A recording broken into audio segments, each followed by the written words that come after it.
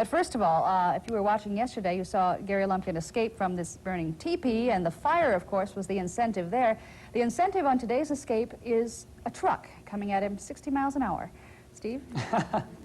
I'll tell you what happened here. Gary Lumpkin met a stuntman who was an excellent stuntman, and they have become friends. So Gary decided, wouldn't it be fun to try some of these stunts? But he's had no training in doing it. That hasn't stopped him. Yesterday, he tried to get out of this burning teepee, and it was just, flames were everywhere. Of course, he made it out. Well, today he's going to try something even different. He's going to go with the Coffin of Death. What is the Coffin of Death? Well, let's watch. You're watching the last few nails being driven into a wooden box. However, no matter how many nails are used, this box will soon be literally torn apart. And I'm supposed to be here inside as it all happens. I'll be doing a famous escape called the Coffin of Death. And it's all under the supervision of professional stuntman Michaelson. Well, there's not too many people that get in a coffin and have the opportunity to get in a coffin and come back alive. And we're going to try and get you out alive today. You're going to have a few things here that are going to be against you. One, we're going to nail the top on. Two, you're going to be chained and padlocked. And then we're going to hit you with this 4-ton truck back here with a stick of dynamite mounted out in the front. Actually, it'd be equivalent to about 2 sticks of dynamite. And there's going to be a lot of wood flying, I'll tell you that, if you don't get out of here, Lumpy. Well, Kai likes to kid around, but he knows his stuff. As I learned when, with his instruction, I did this escape yesterday. Now I'm chained to a post inside this burning teepee, and so it's a race to escape the chains and the fire. Come on, let's go! Get out of there! Go, Gary! Gary, hurry up!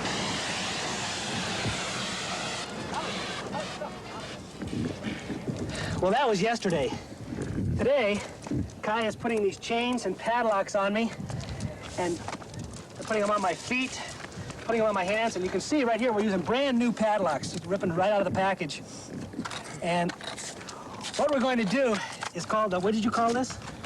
Well, we'd call it a coffin of death, let's say. Because if you don't get out, that's where you're going to be. Horse lawn. Such a cheerful smile. Now, I will guarantee you one thing. We could play all kinds of video tricks, stop the cameras, and do some tricks. What you see is exactly what's happening. These are brand new padlocks. These are heavy-duty chains. I do not have any keys. And believe me, ouch. Are those too tight? They're pretty tight. Is it cutting out your circulation? I don't know. They're tighter than I thought they'd be. That's right. It's going to be okay. It's okay.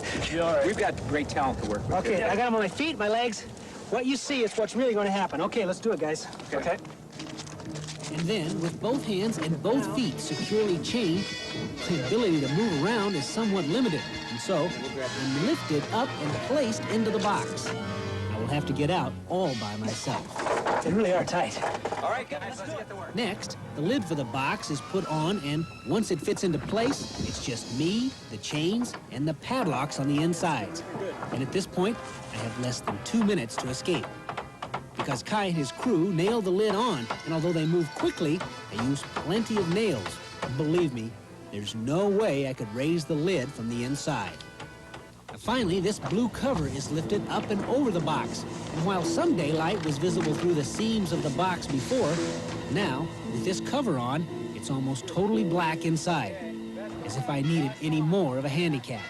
And I have only about a minute to complete my escape. However, Kai is satisfied that everything is okay, and so he gets into the wrecker.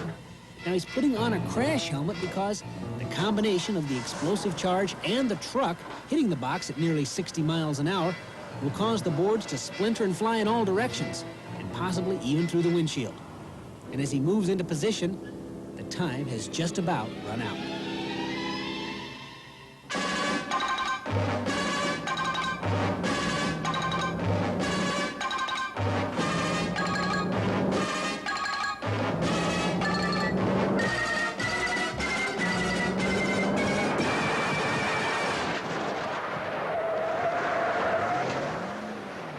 And there I am, safe, although a little bit shaky at the moment.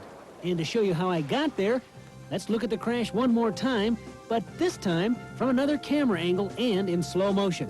Now watch the edge of the cover nearest the camera.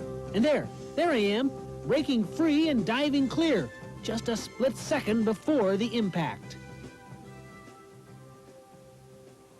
And here it is again at normal speed.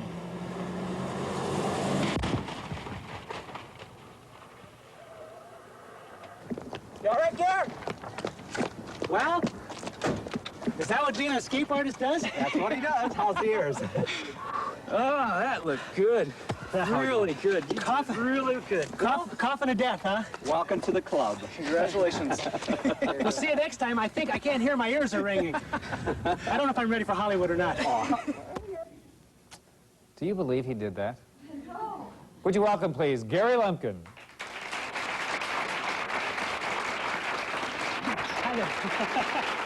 Last rights, right?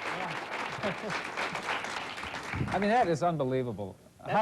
Is that a trick, or what is it? Well, we promised, and I said it right on camera, that what you saw happen really happened. And the same thing, I mentioned this to Sharon yesterday with the teepee. The guys shooting it there, they saw all the preparation. There are a lot of safety things built into it. But Give us a safety thing that's built into this one. I mean, if I'm in there and can't get out, there are people near enough that they could hear me screaming, for example. oh, great. That's great. So, I mean, the truck is coming, and how fast was he going? Well, he hit it at about 62, 63 miles an hour. Well, after a certain point, it would seem it would be too late, screams or no screams. Well, yes, but I mean, if they don't hear any screaming, if I can hear when the truck backs up. I can hear. I couldn't see very well, but I can hear. Yeah. And if I'm not pretty well along with the escape, by the time I hear the truck pulling out, I'm supposed to yell out. And I didn't. I had been taught how to do the escape artist thing with the chains and stuff, and so I made it. That's unbelievable. But it's close. Really? That's pretty darn close. Well, how did it feel, the moment of impact? The moment of impact was incredibly loud because there was an explosive charge mounted to the front of the truck, about equivalent of 2 sticks of dynamite, and that helps blow the box away. And that really reverberated through my ears. I probably should have worn some earplugs or something. Well, could you feel the wood going around you?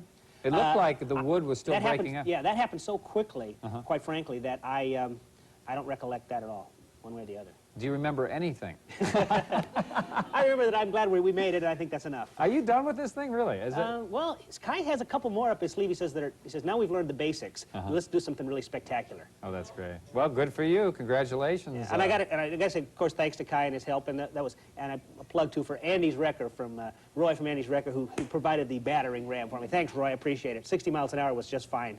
Yeah, once is definitely enough. That's it. Gary Lumpkin. Thanks, Gary.